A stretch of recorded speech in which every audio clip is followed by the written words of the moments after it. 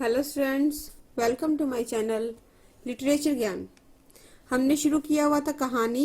आज हम कहानी का तीसरा चरण कंप्लीट करेंगे। प्रेमचंद प्रसाद युग। हिंदी की कहानी रचना को नवीन और सुघड़ रूप प्राप्त हुआ है श्री जयशंकर प्रसाद और प्रेमचंद जी के आविर्भाव से, अर्थात उनकी उत्पत्ति से। एक ने हिंदी कहानी को भारतीय इतिहास के गौरव से चमत्कृत किया तो दूसरे ने हिंदी कहानी को जीवन के सुख दुख के साथ रोना हंसना सिखाया। एक ने हिंदी कहानी को कला पक्ष का सौंदर्य दिया, दूसरे ने भाव पक्ष का। एक ने उसे सौंदर्य की छटा दिखाई, दूसरे ने उस सौंदर्य के पीछे छिपी हुई कुरूपता। तात्पर्य यह है कि दोनों कलाकारों ने अपनी अपनी स्वतंत्र और मौलिक प्रतिभा के अद्भुत चमत्कार से हिंदी कहानी को ऐसी युग चेतना प्रदान की जिसके सबल से वह अधिक चेतन होती जा रही है।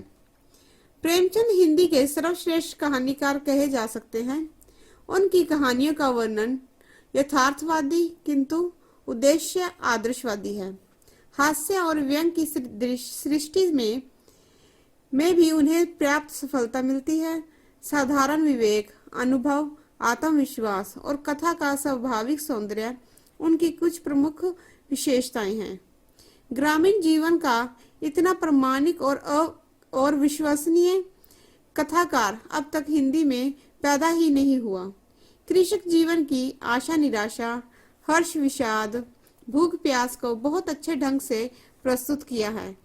अपनी कहानियों द्वारा उन्होंने लाखों दीनहीन और मूक किसानों तथा मजदूरों को वाणी प्रदान की है। पंच परमेश्वर, बड़े घर की बेटी, ठाकुर का कुआं, दीक्षा, नशा, कफन, मंदिर, पूस की रात आदि के साथ साथ उन्होंने लगभग 300 कहानियां लिखी हैं। प्रेमचंद के समांतरण कहानी रचना रचने वाले जयशंकर प्रसाद इस युग के दूसरे प्रमुख कहानीकार हैं। विषय वस्तु, उद्देश्य, भाषा, शिल्प, भावभूमि आदि सभी दृष्टियों से प्रसाद की कहानियां प्रेमचंद से पूर्णतः भिन्न हैं। कालक्रम में प्रसाद जी हिंदी कहानी के क्षेत्र में पहले आ गए थे, लेकिन उनकी कहानी कला का वास्तविक विकास 1915 ईस्वी के बाद हुआ।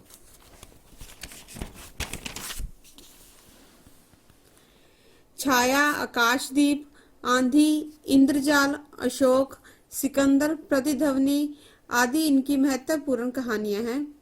इनकी अधिकांश कहानियां ऐतिहासिक हैं। इतिहास के साथ कल्पना का जितना सुंदर समावेश प्रसाद जी की कहानियों में मिलता है, उतना हिंदी के किसी भी अन्य कहानीकार में नहीं है। कौतूहल सृष्टि का अद्भुत कौशल उनकी प्रमुख विशेषता है। इनकी दर्जनों कहानियां इस तथ्य के प्रमाण हैं। विशंभर नाथ शर्मा कौशिक ने गांव के जमींदार वर्ग, कृषक वर्ग, निम्न वर्ग को अपनी कहानियों का विषय बनाया। सामाजिक रूढ़ियां और कुरीतियां, पर्दा प्रथा, बाल विवाह, स्त्री शिक्षा आदि के चित्रण में कौशिक जी को पर्याप्त सफलता मिलती है। पात्रों के मनोवैज्ञानिक चरित्र चित्रण की ओर भी आपकी दृष्टि गई है। ताई, पगली, पाप का फल, माता का हृदय आपकी अत्यंत प्रसिद्ध कहानियां हैं। निराला जी की कहानियों में सामाजिक विषमता का चित्रण एवं व्यंग की प्रधानता है। सुकुल की बीवी, सखी, चतुरी चमार, लिली आदि इनके प्रसिद्ध कहानी संग्रह हैं। सुदर्शन जी की कहानियां सुदर्शन सुमन, सुदर्शन सुधा, सुप्रभात आदि संग्रहों में संकलित हैं। धन्यवाद।